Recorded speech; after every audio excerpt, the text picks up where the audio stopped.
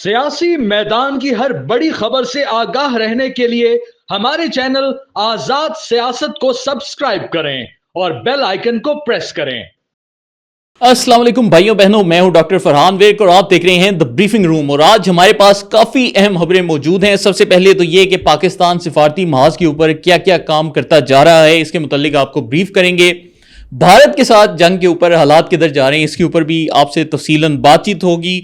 Army chief की एक तस्वीर के ऊपर काफ़ी सारे सवालात उठाए जा रहे हैं कि वो जो तस्वीर वज़ीर आज़म को पेश की गई वो असली है या नकली, उसके ऊपर भी बात करेंगे। और उसके साथ ही लिबिया में होने वाला एक अजीबो गरीब वाक़या जिसमें एक ही शख्स ने हज की फ़्लाइट को 2 मरतबा रुकवा दिया, तो ये क्या वाक़या हुआ उसके ऊपर भी बात करेंगे। तो चलते हैं आज की आखिरी स्टोरी को। मेरे ख्याल से सबसे पहले लाना चाहिए क्योंकि इसमें एक शख्स की ऐसी कहानी है जिसको सुनकर आप भी हैरान रह जाएंगे। तो हमारे इस भाई का नाम है अमीर मंसूरी अल कज़ाफ़ी। तो लिबिया में होता यह है कि जिस तरह पाकिस्तान में आप जानते हैं कि हज की एक स्कीम चलती है, इसी तरीके से लिबिया के में भी हज की एक बाकायदा तकसीम चली जिसमें वो हज का एक कोटा होता है, उसमें बाकायदा कुरान अंदाज़ी की जाती है और वो लोग जिनका इस कोटे में कुरान अंदाज़ी के बाद नाम आता है उन लोगों को फिर लिबिया की हुकूमत सब्सिडी के ऊपर हज करवाती है। और इसी तरह का निज़ाम पाकिस्तान में भी चलता है। तो हमारे ये जो भाई हैं जिनका नाम है अमीर मंसूरी अल कज़ाफ़ी, इनका बाकायदा हज के कोटे में नाम निकल आया। बड़े अरसे से इनकी ख्वाहिश थी कि इनको भी हज करने का मौका मिले, लेकिन इनके पास पैसे मौजूद नहीं थे। तो बहुत से फाइनेंशियल वजूहात की बिना पर वो माजी में हज नहीं कर सके और अब जब उनके पैसे पूरे हुए तो उनका नाम इत्फाक से निकल आया और वो बड़ी खुशी खुशी एयरपोर्ट पहुँचे। एयरपोर्ट जब वो गए तो हुआ ये कि उनके नाम में अल कज़ाफ़ी का लफ्ज़ आता है। अब जिस तरह आप जानते हैं कि लिबिया के वो साबका डिक्टेटर भी रह चुके हैं मुअम्मर कज़ाफ़ी, तो वहाँ पर जो एयरपोर्ट की सिक्योरिटी फोर्स के एहलकार थे वो ये समझ बैठे कि ये शख्स हो सकता है मुअम्मर कज़ाफ़ी का कोई रिश्तेदार हो, कोई जानने वाला हो, कहीं कोई ऐसा मामला ना हो जाए कि हमने इस शख्स को बाहर जाने दिया तो ये बाहर जाकर कोई बगावत ना कर दे, जिस तरह वो मुस्लिम ममालिक में एक मसला है। तो लिबिया में भी सिविल वार के बाद से हालात जो उनसे हैं काफ़ी इसी तरह के रहते हैं।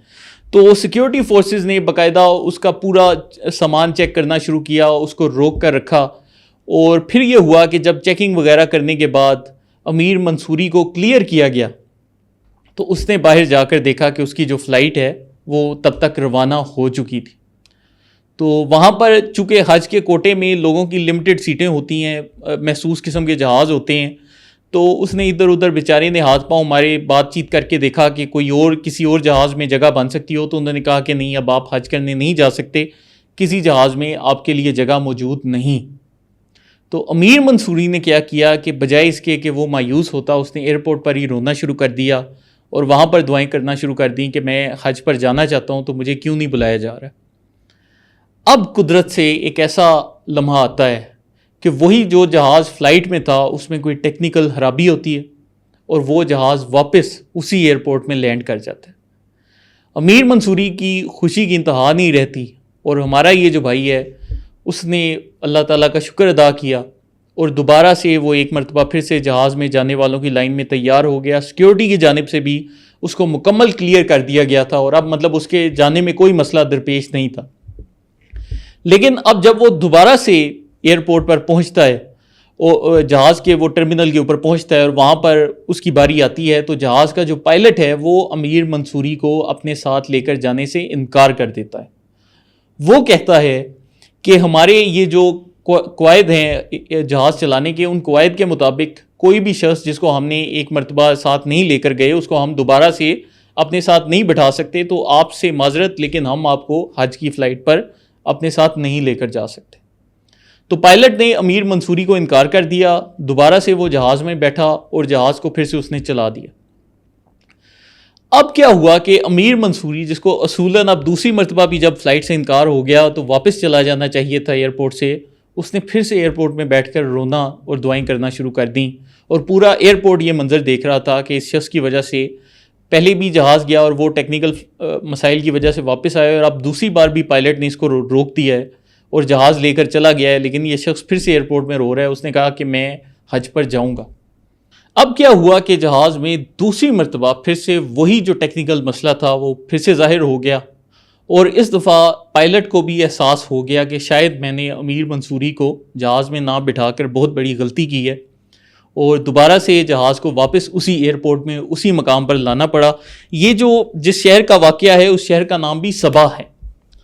تو اب واپس وہ اسی ایئرپورٹ کے اوپر لے کر آیا, اور اس دفعہ جو پائلٹ تھا اس نے جب باہر نکل کر دیکھا تو وہ بھی سوچ رہا تھا کہ شاید امیر منصوری ایئرپورٹ میں ہو یا نہ ہو, لیکن اس نے باہر دیکھا تو وہ بندہ بالکل سامنے موجود تھا, اسی جگہ پر بیٹھا ہوا تھا جہاں پر پائلٹ نے اسے انکار کیا.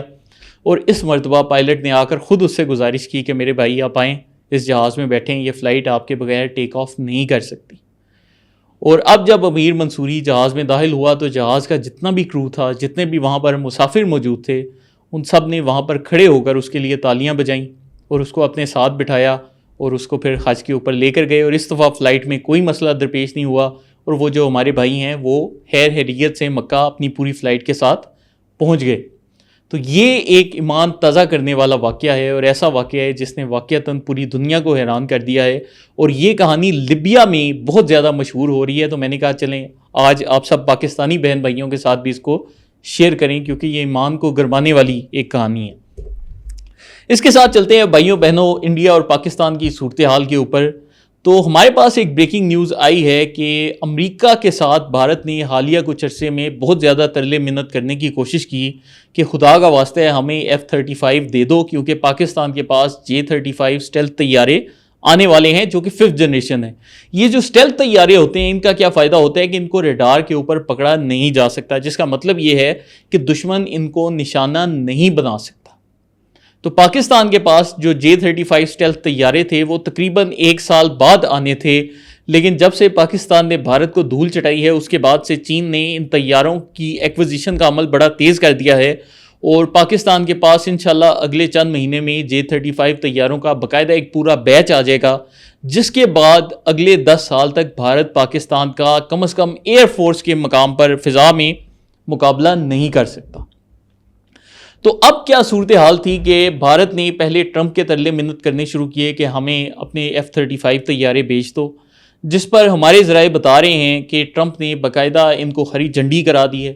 اس کے بعد انہوں نے امریکہ سے باقاعدہ ترلا کیا کہ خدا کا واسطہ ہے ہمیں F-35 دے دو, لیکن امریکہ نے ان کو جھنڈی کروا دی اور ان کو بولا کہ اس کی کوئی امید نہ رکھیں. اور اس کے بعد انہوں نے روس سے بھی باقاعدہ ترلے منت کیے ہیں, اور روس کو بولا کہ Su-35 اسٹیلتھ فائٹر جیٹس دے دو, لیکن روس نے بھی انڈیا کو انکار کر دیا ہے. یہ جو خبر ہے یہ اس وقت باقاعدہ بھارت کے NDTV کے اوپر بھی چل رہی ہے. وہاں پر ان کا ایک بڑا مشہور ڈیفنس کا ترجمان ہے جو کہ اکثر پاکستان کے اوپر جعلی خبریں دیتا رہتا ہے, اس کا نام ہے شیو اروڑ.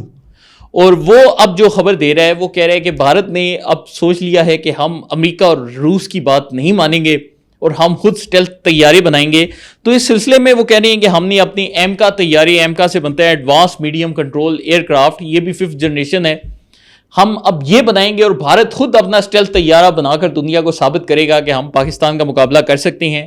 لیکن اگر ہم آپ کو حقائق بتائیں تو حقائق یہ ہیں کہ بھارت نے یہ جو طیارہ ہے اس کو بنانے کی کوششیں 2010 سے شروع کر دیں, اور اس کے لیے ان کی جو ایروناٹکس کی کمپنی ہے ہال, اس نے 2010 میں کام کرنا شروع کیا, اور 13 سال بعد 2023 میں انہوں نے صرف اس طیارے کا ایک ڈیزائن تیار کیا ہے, اور اربوں روپے جو ان سے یہ کمپنی کھا رہی ہے. کہا جاتا ہے کہ بھارت کی سب سے جو کرپٹ کمپنی ہے وہ یہ ہال ہے, اور ان کے اوپر باقاعدہ انڈیا کا جو ایئر فورس چیف ہے اس نے بھی پچھلے دنوں بڑے سوشل میڈیا پر بیانات دیے کہ یہ جو کمپنی ہے یہ کبھی بھی مشن موڈ میں جاتی کوئی نہیں.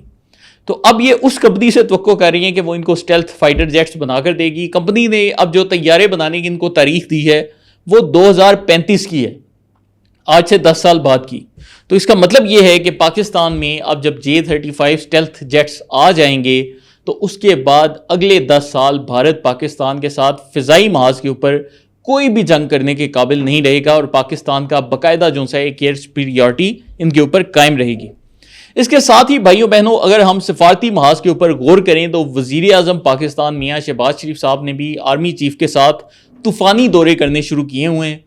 پہلے آپ نے دیکھا کہ انہوں نے ترکی کا دورہ کیا, کل انہوں نے باقاعدہ ایران کا دورہ کیا, آیت اللہ خامنئی سے بھی ملاقات کی, اور ایران کی جوہری پروگرام کی بھی, جو ان کا ایک محفوظ جوہری پروگرام ہے, اس کی بھی حمایت کی کہ اگر وہ اپنی انرجی کی ضروریات کے لیے جوہری پروگرام بناتے ہیں پاکستان اس کے ساتھ کھڑا ہے.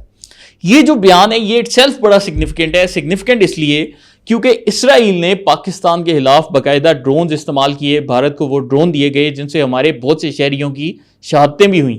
تو اب پاکستان نے ایران جا کر اسرائیل کو بھی ایک سخت پیغام دے دیا اور ان کو بتا دیا ہے کہ پاکستان ایران کے ساتھ کھڑا ہے اور اب آپ لوگوں کو اپنی حرکتیں سیدھی کر لینی چاہیے، نہیں تو اب آپ کا انجام بھی جون سے بھارت سے مختلف نہیں ہوگا۔ اب آج کے دن وزیر اعظم صاحب جو سے آذربائیجان پہنچ چکے ہیں۔ آذربائیجان کے بھی ہمارے بھائیوں بہنوں نے پوری جنگ کے دوران ہماری بہت سپورٹ کی اور آج ان کا بھی شکریہ ادا کیا جائے گا۔ تو جہاں پر دنیا میں مودی کی سفارتکاری اب صفر ہوتی جا رہی ہے، وہاں پر پاکستان بڑی تیزی سے اپنی سفارتکاری بہتر کر رہا ہے۔ اس کے ساتھ ہی افغانستان کے ساتھ بھی چین سے مل کر معاملات طے کیے جا رہے ہیں۔ تو اب جو مستقبل میں ایک جنگ کی صورتحال ڈیولپ ہو رہی ہے، جس کا ہم نے آپ کو پہلے ہی بتایا تھا، تو اس جنگ میں پاکستان اپنا جو مغربی بارڈر ہے اس کو محفوظ کرنا چاہتا ہے۔ اس سلسلے میں یہ سارے اقدامات اٹھائے جا رہے ہیں۔ اب آخر میں بھائیوں بہنوں ہم آ جاتے ہیں ایک تصویر کے اوپر کہ آرمی چیف نے وزیر اعظم کو ایک تصویر پیش کی تھی اور اس کے اوپر کل سے بھارتی میڈیا اور نقدہ کوکا پر ناچنے والے پاکستانی، جس میں شہباز گل بھی شامل ہیں، وہ شور مچا رہے ہیں کہ یہ جو تصویر ہے یہ جی پرانی چینی مشقوں کی تصویر ہے اور اس کو بنیان مرصوص کی تصویر بنا کر پیش کیا جا رہا ہے۔ ہم اس معاملے کی آپ کے سامنے حقیقت لائیں تو حقیقت یہ ہے کہ یہ جو تصویر ہے، اگر آپ اس پر ذرا غور کریں تو آپ کو نظر آئے گا واضح طور پر کہ اس کے اوپر باقاعدہ سائن کیا گیا ہے۔ تو یہ کسی شخص کی فوٹوگراف نہیں بلکہ ایک آئل پینٹنگ کی تصویر ہے، اور اس میں جو میزائل سسٹم دکھایا گیا ہے اس کو فتح میزائل سسٹم کہا جاتا ہے۔ اور یہ جو فتح میزائل سسٹم ہے یہ پاکستان نے باقاعدہ چین کے اشتراک کے ساتھ، چین سے بھی ہم نے مدد لی تھی اور پھر ہم نے یہ پورا میزائل سسٹم ڈیولپ کیا تھا۔ تو دنیا میں جدھر بھی یہ میزائل سسٹم چلتے ہیں یہ پاکستان کے میزائل سسٹم شمار ہوتے ہیں۔ تو اس کی جو تصویر ہے اس کو چونکہ وہ آرٹسٹ تھے اور انہوں نے باقاعدہ آئل پینٹنگ کے اوپر ڈرا کیا، تو انہوں نے دیکھا کہ اس میزائل سسٹم کی کہاں کہاں تصویر موجود ہیں، تو انہوں نے اسی نیٹ کے اوپر جو تصاویر دیکھی ان کو باقاعدہ اپنی پینٹنگ کی صورتحال میں ڈالا۔ لیکن پاکستان میں فتنہ فساد کرنے والی جماعت اور بھارت کے لوگوں نے باقاعدہ اس تصویر کو ماضی کی ایک چینی مشق کے ساتھ ریلیٹ کر دیا، جس سے اس کا کوئی تعلق نہیں۔ ہم دوبارہ سے آپ کے سامنے یہ ثبوت چلانا چاہتے ہیں، آپ دیکھ لیں کہ وہ اس آرٹسٹ کے سائن موجود ہیں اور یہ ایک آئل پینٹنگ ہے۔ تو اس طریقے سے بھارت پروپیگنڈا کرتا ہے اور پھر افسوس کے ساتھ کہنا پڑتا ہے کہ پاکستان میں یہ جو ہمارے میر جعفر اور میر صادق موجود ہیں وہ اس پروپیگنڈے کو مزید پھیلاتے ہیں۔ تو اسی کے ساتھ آج کے شو کا اختتام کرتے ہیں۔ آپ کی کوئی رائے ہو کمنٹس میں اپنی رائے کا اظہار لازمی کریں اور ہمارے آزاد سیاست کے چینل کو لائک، سبسکرائب اور شیئر کرتے جائیں۔ بہت شکریہ۔